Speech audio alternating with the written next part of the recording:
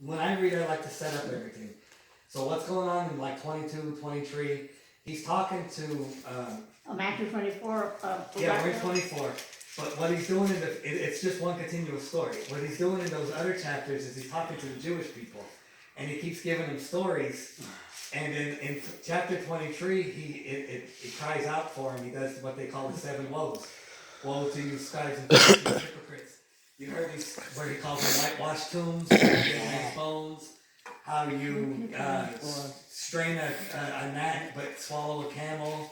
Like, and he's kind of crying out for him, like how we would get so muka that we'd say, "Man, what's wrong with you? You're so stupid. Why don't you listen to what's going on?" Right? So he just leaves and he cries over him in the last couple of verses in 23, and then he's leaving the temple. And this is where this comes out. So 24, chapter 1, verse 1. Oh, verse 1. Yeah, then Jesus went out and departed from the temple, and his disciples came to show him the buildings of the temple. And Jesus said to them, "Do you not see all these things? Surely I say to you that not one stone shall be left here upon another that not shall be thrown down."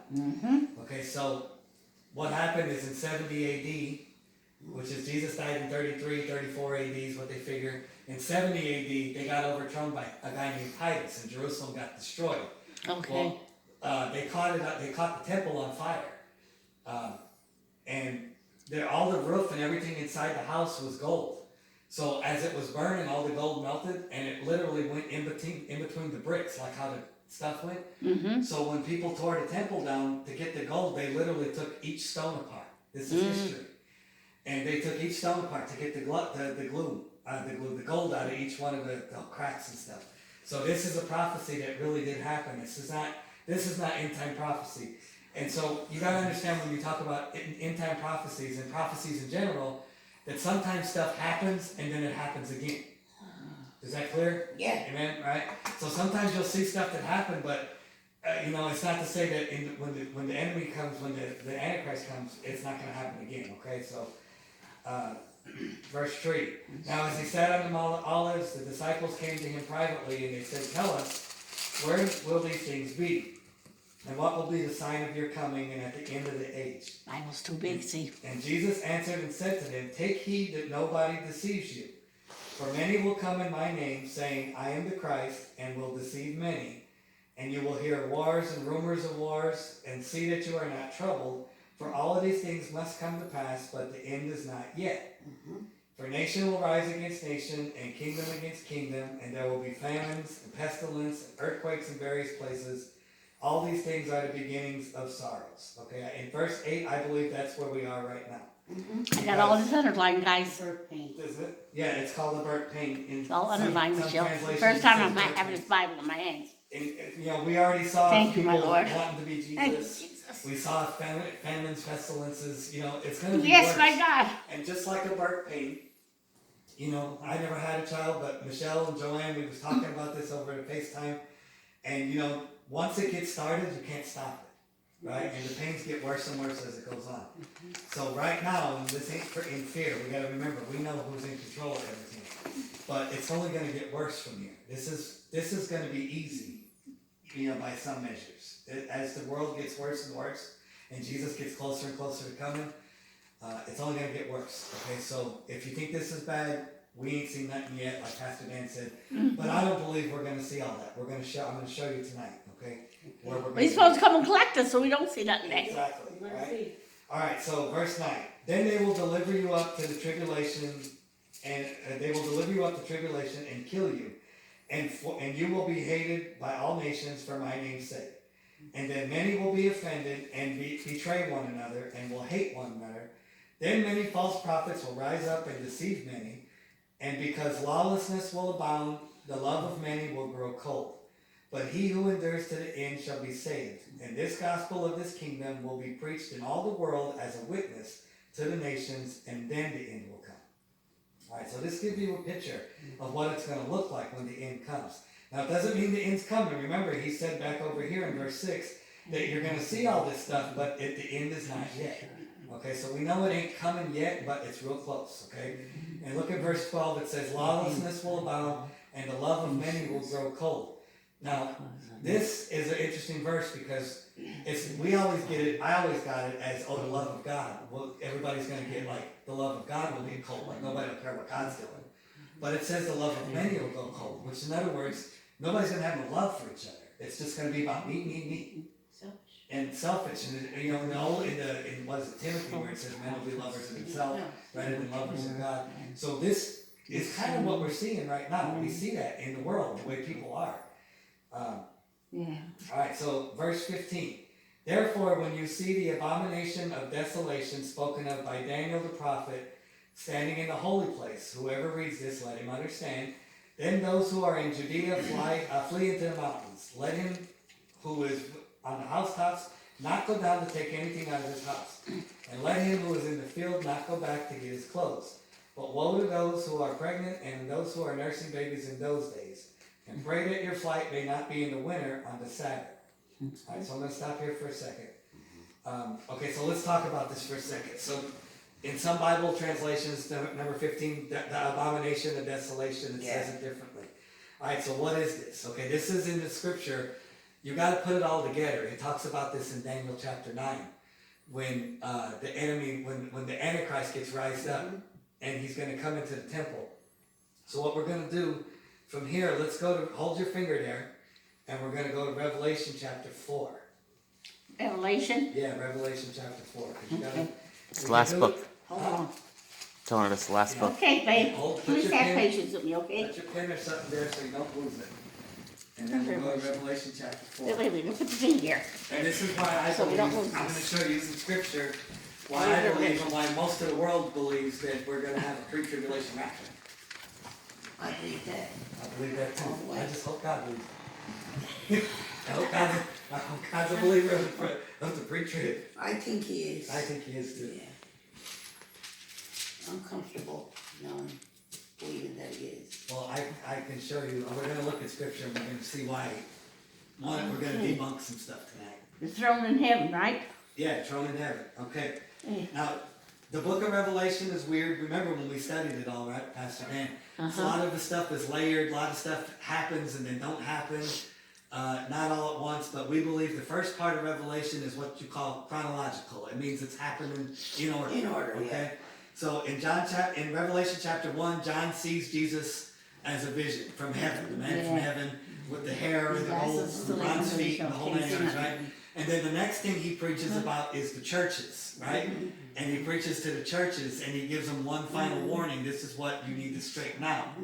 And we believe Revelation chapter 4, what we're going to read is the rapture. And then you don't hear no more about church Right. after that. So this is number one rule why I believe this is where rapture fits in. Is because But the after church is taken out. exactly, because there's no more word about a church. He's preaching to churches now in 1, 2, and 3. And then there's no more church message. The word church is not in there no more. You see when it says that trumpet? Remember when we went, I told you that It talks trumpet. about people who Remember are you in asked the me- tribulation, This- who's got this the is white in garments here. on, but they don't say church. And so we believe church is gone. We went to the McDonald's. I don't know if Paula was in our home then. Remember, and I said, the trumpeters, I come outside and said, where's the storm guys? You didn't hear that? You heard You the said trumpet? what? The trumpet come to me, Paula, blowing at me in my ears. Amen. The trumpet, that meant God's coming for his kids. Amen. Blowing the trumpet, get ready. Amen. We'll take it. Alright, so verse 4, chapter 4, verse 1. After these things I looked, and behold, a door standing open in heaven. And the first voice which I heard was like a trumpet, saying to me, come up here, and I will show you these things which will take place after this. Immediately I was in the Spirit, and behold, a throne set in heaven, and the one that sat on the throne. So those two verses give us our picture of what a rapture would look like. Now, a lot of people will argue this out and say, well, it's a picture, it doesn't show the rapture. But you got to remember, a lot of the stuff in this picture That's is what Jimmy veiled. Swagger believes That's too. what Iowa Because Tony I'm believes reading it too. here. That says it down there, Jimmy Spider believes that? Yeah, this is his Bible. Okay. And it's in the footnote. What it says? Verse 1, after this I looked, represents the time after the churches, or in other words, after the rapture. Yeah. A So, lot of people believe that. It's right We here. all believe that, you know? yeah, okay. Well, it's a picture. I mean, what do we know about Yeah. the rapture? We know that the heaven's gonna open. Yeah. We know we're gonna hear a voice like a Yeah. trumpet, Yeah. and we're gonna go up. So what just happened? Yeah. In those 3 verses, that's what happens, And it right? gives John the ability to see what is taking What's place taking there. place on the earth Yeah. from up there. He gets a bird's eye view, right? Yep. Okay, Yes, so Jesus. this Oh is my why we God. believe that there's a rapture before the tribulation, okay? Mhm.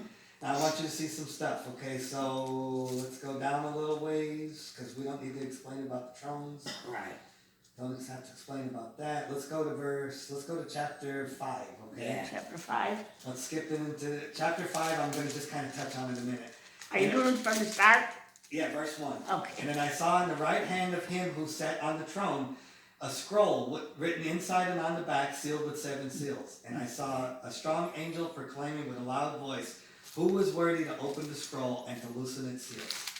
And no one in heaven and no one on earth and no one under the earth is able to open the scroll or to even look at it. So I wept much because no one was found worthy to open and read the scroll or to look at it. But look at this, verse 5.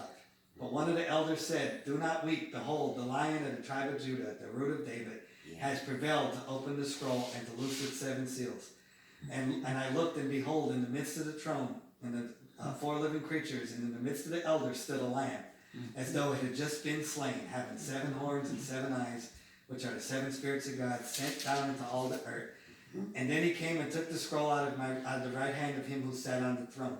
Now, if you read Daniel chapter 9, it's exactly what happened. Exactly. 7 and 8, okay? Yeah. But so my mother has a real simple belief in this, that scroll is the title deed to heaven. Title deed to earth, excuse me. So God hands him the title deed and says, okay, it's time to take back what's ours. You get what I'm saying? Okay. Because he already owns it, but now it's Right. time to take part of it. Take it back. So nobody can open this scroll.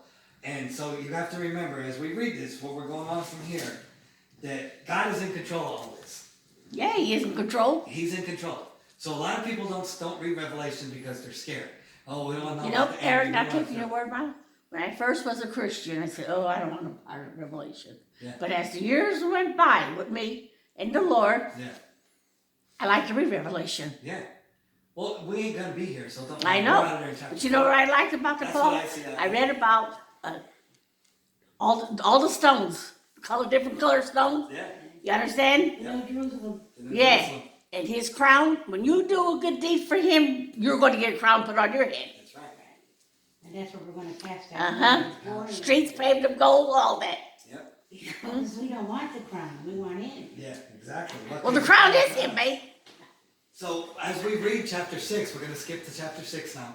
We're gonna see how, since he opened the scroll, Okay. he's the one orchestrating everything. We gotta remember that when the Antichrist comes, it's because God said so. Yeah. It's not because the devil's in charge. Nope.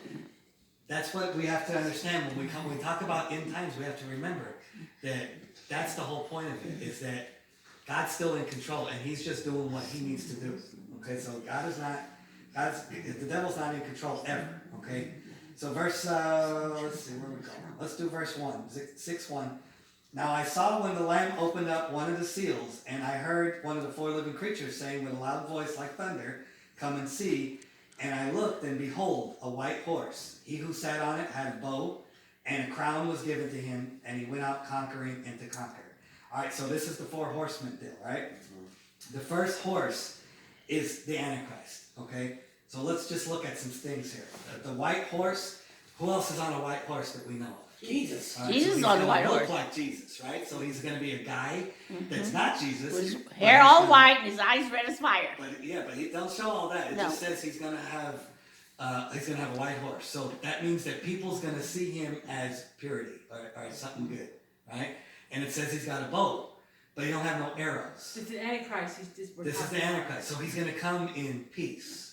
See what I'm saying? See how this fits in? Because there's no bow and arrow. He's not coming for war. He's coming to try to straighten things out. He's He's supposed got to look arrows like to God. go into But battle. so and he also has a crown, so that means he's somebody in power, right? Yeah. You got to understand the figurative, Yeah. the symbolism in the verse, right? So you got a white throne, a white horse. You got a bow with no arrows, and you got a crown. And it says he's been given power. I want to make sure it says it right. And it says, and he went out conquering and to conquer. Alright, so first of all, remember, the first seal that's broken that Jesus sends out is the Antichrist. And that sets a big picture in motion. Okay, so that's the first seal, right? That's the first seal that's broken. Okay. So the Antichrist is going to come out, and he's going to come out in power. He's conquering and to conquer. A man who's in power is going to conquer countries, right? Yes. So this is telling you that he's going to start to rule, right? He's gonna try to be Jesus. He's going to try That's to why rule. we gotta know the difference, because Yeah. we go to the He's wrong. coming on the land, he's coming in the cloud. Yes, you got it. We all know all this. Alright, verse That's what 3. people When he do. opened up the second seal, I heard the second creature say, "Come and see." Another horse. Verse 3, you said? Yeah, verse 3, I'm sorry. Another horse, fiery red, we're in I don't verse know 4 what now, I meant. went out. And it was granted to the one who sat on it to take peace from the earth, and that people should kill one another, and okay. it was given to him a great sword. Alright, so here is war. So the second horse is gonna be war, okay? You're gonna see a bunch of people. This man is a symbolic picture of war, right? It's a horse that's fiery red, and peace is gonna be taken from the earth. In verse 5. When he opened the third seal, I heard a third living creature say, "Come and see." And so I looked, and behold, a black horse, and he who sat on it had a pair of scales in his hand. And I heard a voice in the midst of the four creatures saying, "A quart of wheat for a denarius, 3 quarts of barley for a denarius, and do not harm the oil and the wine." Alright, so this guy is coming along, and this is going to be a famine, okay? Because a denarius in those days was a day's pay. Right. So if a loaf of bread is going to cost a whole day's pay, like $100 these days, Right. right? Or whatever a day's pay is these days. Right. On average, it's like $80, right, to 100, depending on where you work, might Yes. be more. But so this is just telling you that at this time, food's going to be hard to get to, and if it is, it's going to be a lot of money because there's a famine in the area, right? That's where we're at. Well, Almost. not quite. There's still food, and it ain't cheap. It's still cheap. Are you recording? Toilet Yes. paper's cheap. I'm all over it. Toilet paper's not cheap. Are you live? Yeah, he's always gonna record. I know I'm always doing, but that's okay if you're Sometimes not. I can't, I don't. You're I saying can't- if the Lord gives you something to it's say, so. you say it because God it needs to be known. I'm missing teeth. He's not looking at you. Don't worry about it. All right, verse 7. And when he opened up the fourth seal, This is not I going heard out to everybody. I heard the voice of the What'd four you say? living creatures saying, "Come and see." And so I looked, a pale horse, and on the name of him who sat on it was dead. And Hades followed him, and he was, and power was given to him over a fourth of the earth to kill with sword, with hunger, with death, and by the beasts of the earth. Alright, so I'm not gonna read the rest of it because there's more stuff that happens with these seals. I just wanted to read That's all about the horses? that's the 4 horsemen, okay? So the last horse is gonna be death. And okay, because of the hunger, because of the famine, because of war, there's going to be a bunch of death going on. But now remember, we're in order here, right? Remember, this is so far. There's nothing in Scripture that tells us we don't need to take this as what it is. Right. There's no symbolism that's going to throw This you is in off. chronological order. Order. So remember, we're still in 4. The Antichrist comes in 5 or 6. Where are we at? 6. So according to Scripture, we are not going to be here. We are not going to be here. In Jesus' name, I hope that's right. Yes. You know? I believe that. Yes, I believe that with everything that's in me. I think God put this in there like this, just to give us a warning what's gonna take place, Well, we but you're not gotta gonna know. be in I there, know. because you're gonna be with me. We gotta know what's gonna happen. Yeah. You know, if anything, if we know Philip, your beautiful grandson that I love with my heart, he knows that. I do too. He said something a long time ago. He said if you pulled up to the signal light and there was somebody in the car and the car was burning on fire, wouldn't you do all you can Yes. to drag that person out? You don't even care if they would be mad, like, what are you doing? Don't touch my car. You break the window and pull them out. Yeah. And he said, you know, if we know that somebody's on fire and or on their way to hell, we need to be that same because Yes. it's just that real. Yes. You know, so in this kind of picture, we need to know this. That's so right. That, so that we can tell Protect people. you. that, Yes. okay, well, That's right. you could be selfish, but salvation ain't just for you. No, it's for It's everybody. for everybody. So if we know the truth, we need to tell people about I it. love you, my Michelle. You know? So according to scripture, like I said, now I believe that we are not going to be here. I believe that I'll give you a couple of reasons why Eric believes in pre-tribulation rapture. First of all, God does not appoint us to wrath. Scripture says that. It says, for he has not appointed us to wrath. Okay, and nowhere in scripture does he destroy the righteous with the wicked. He always takes the righteous out. That's I'll right. give you an example. Because we're his children. Yeah, when Sodom and Gomorrah was destroyed, he Yeah. pulled Lot out by the hands. They dragged him out. Okay, him and his family.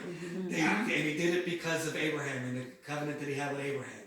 And If the Lot wife was- would have listened, she'd have never turned to the pillar of Right. salt. Lot was righteous She had to go because of look for Abraham. it to do. So he did not want to destroy Abraham's family because Abraham was considered righteous. So he dragged him out. Let's get another one. Let's Okay, get, so Huh. that goes back to Abraham's line would be like the sands of the seashore. yes, And so that fits in with that ties in with that he didn't destroy Lot, right. because that would have been one generation that would have been destroyed. Well, he's not a God that lies. He's not a Right. man that he should lie. Right. He can't say one thing and do another. Right. He can't do it. He's true to his word. Yeah, he has to. He's faithful. Yeah. And when Amen. when we ain't faithful. Amen. And then another story you can pull out of this is that Noah. All right, we know that Noah got saved in the boat. Yeah. He didn't destroy Noah and Noah's family because it Right. says Noah was righteous in his time. He was the only righteous family left. Right. And so God destroyed the world because the world was so wicked. But He didn't destroy Noah with the world. Right. So you'll That's see right. in Man, Scripture- no, Bill